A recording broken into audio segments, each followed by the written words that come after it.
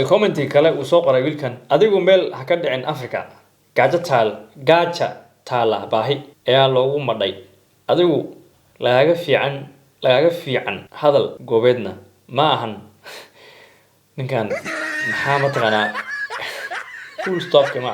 wax la dhaho muxuu u isticmaalaa waay qodda saa looma qori karo hadii mar walba inaan istaago kulay waxaan u arkaa inuu yahay hadal qoraal caadi ah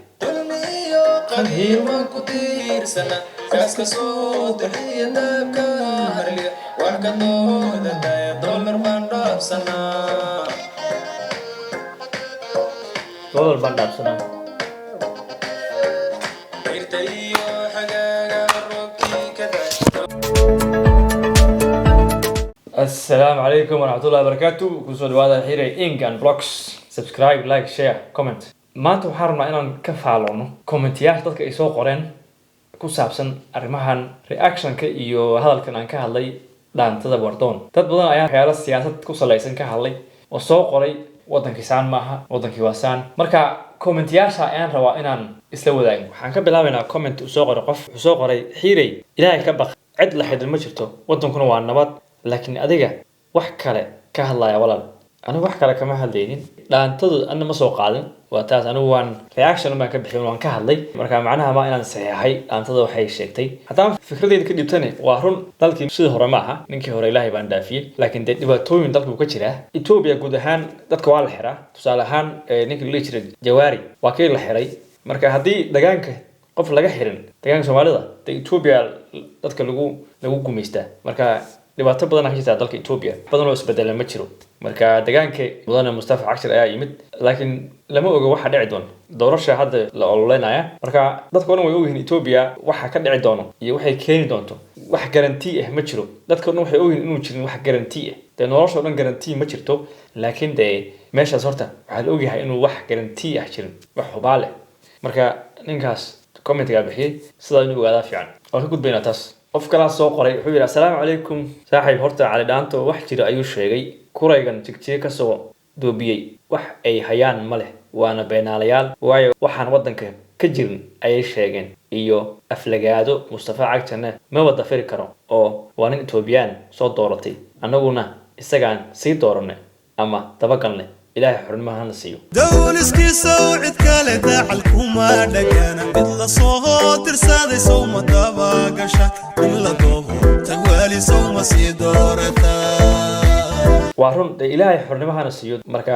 madaxweynaha Mustafa Cagshir sidan horay oo hadlay videoga hore uu ka soo hadlay wuxuu yiri suugaanta in lagu kaajkaajiyo ma fiicno yiri waa maartay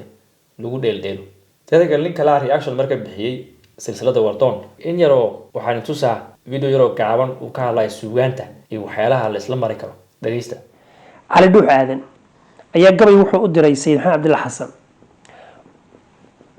ubaweysa waan kugu arkaa agab salaadeed eedaana waan ka maqlaa waqti waa bari ashahada beellow maxaa ah kuwaas yani aqeedadiisii iyo islaamnimadiisii ayuu shaki galiyay beenna ka soo qaaday inuu munaafiq yahayna halka ayuu ku sheegay sayidka laftiisu muxuu yiri adiguna abaanow walba waxa soo uraya soo meeyday warso ki ilaahay nacay eeyga qaleymay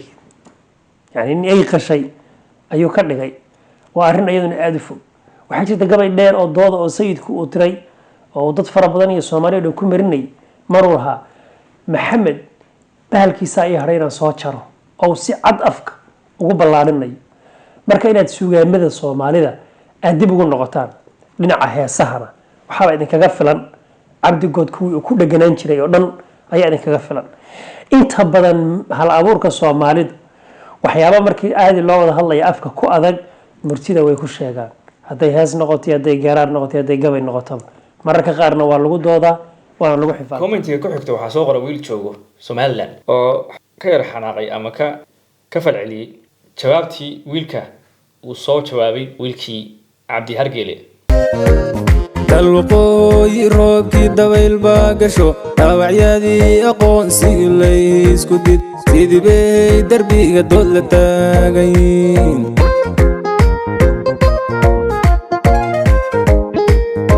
wuxuu soo qoray dalka Somaliland daruuri aqoonsigu dhawaan way u da'ayaan darafyadii hadda way ku diirsadeen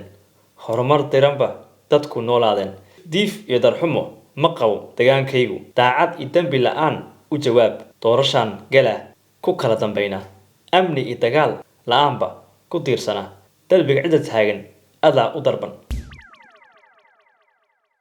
qofka si akhrina si akhriyo commentiga hoos ku qor wiilka kuleybo ana waxaan kula taliyo inuu dhaanta ka sameeyo mase qof u dhiibo wardoon cusub ha noqoto ee commentiga kale uu soo qoray wiilkan adigu meel ha ka dhicin Afrika gaaja taala baahi ayaa loogu madhay adigu lagaga fiican hadal goobeedna ma ahan ninkan maxaa mataqaanaa full stop kama waxa loo muxuu u isticmaalaa way qod saal loo qori karo hadii mar walba istaago kulay waxaan u arkaa inuu hadal qoraal caadi markaad qorayso saaxib jooji waxas full stop jooji full stop hal Soomaali waxaan ka fahmay qofka inuu yiri Afrika ha cayn iyo gaaja ka jirta ay waxas gaajadu ma hada gaaja cunto la ay hay waxas cunto waa laga laayay qaarkood laakiin Afrika dadku dhan waxay u raacsan in Afrika dhibaato badan ka jirto haddii Afrika nimca ka jirto Afrikaanka u soo carraa Yurubtan iyana xitaa halka maana joogi lahayn halka anaga dalxiis Soomaalida Canada iyo meelo barafka buuxaan iyo Mareykan iyo Yurub dalxiis uma tagin 3 milyan dalxiis iska aadi karaan sabab ma u baxan Soomaa waxay dalka uga carreen waa dhibaato marka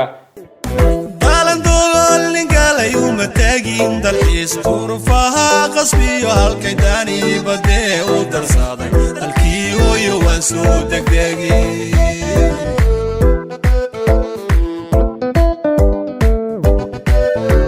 haddii la sheegay dhul Afrika gaasha ka jirta dhibaato ka jirta tay waa runta Afrika waan ku soo laaban la kuligeen insha Allah one day nin ayaa horta igu dhagay oo commentiga soo qoray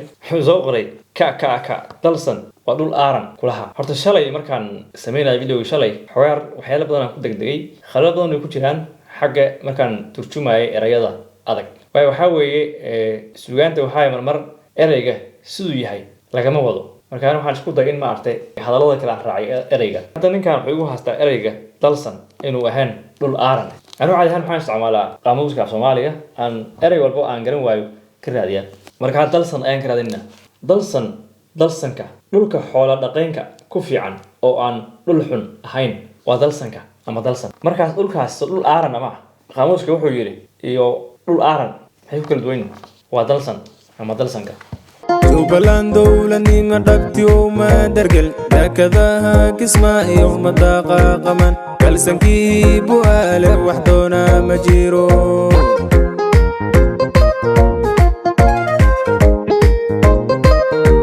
sidaan u sheegay khalad badan ayaa laga helay shalay fasiraadii aan ka sameeyay dhaantadii wiilka uu sameeyay Cabdi Hargeyle marka erayga dalandool ama dalandoolka eraygaas ayaan ka raadinay qaamuuska iyo sidaan anigu u fahmay dabcan dalandool ama dalandoolka oon dheere wax maalintii oo dhan meel u socda oo aan harsan qorax kululna jirto hay wiilka oo dhaantada soo qaaday wuxuu yiri دايرتي تهريبي كدابرقين دالندول كي هالكي تهالدني دالكي هو يوالي أمني دقان ملاها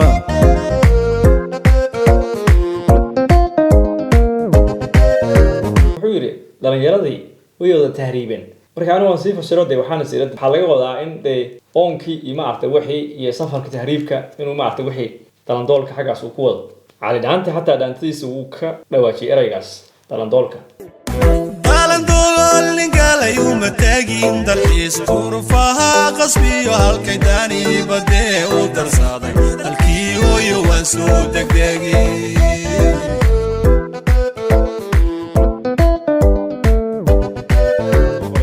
كا ورنين كان وحبان فاسيفي دهاي فاسيري بكودا يا إيغا قسلية dalandool baan fasiri kulaha dunjigaan lahayn baan fasiri kulaha horta waa dunjigaan lahayn hatta waan khalday taas waxay iga khaldamay hal leeyahay contextiga yarka ee dhaantadiisa xogaar meesha ku socotay marka dunjiga waa hadeen erayga dunjiga hatta shalay waan galay asaga hadda galina dunjigaan lahayn kulay baan waan fahmay waxa laga waday dunjigaan lahayn ha adeer dhayso niga ay soo qoray war adeer wuxuu yiri af Soomaaliga baro waan baranay adeer Soomaaliga waa qaamuus yaan haysanaa sida buugta gadaal yeelan gidi waa Soomaali badankood dunjiga laba fasiraad ayaa laga bixiyay qaamuuskan mid ugu hore waxa weeye dunjiga wax asal fiican leh dunta iyo dunjiga kale waxaa weeye dhammaan aan wax ka maqnayn kulligood iyagoo dhan marka anigu shalay waan ku degdego waxaan isticmaalay midka labaad aan ku fasiray dhaantadii wiilku soo qaaday markuu yiri san Dashisheeyaad waan ku daalayo dunjiga lahayn waan isdacal maro marka wiilku wuxuu yiri dunjiga lahayn waan isdacal marnay marka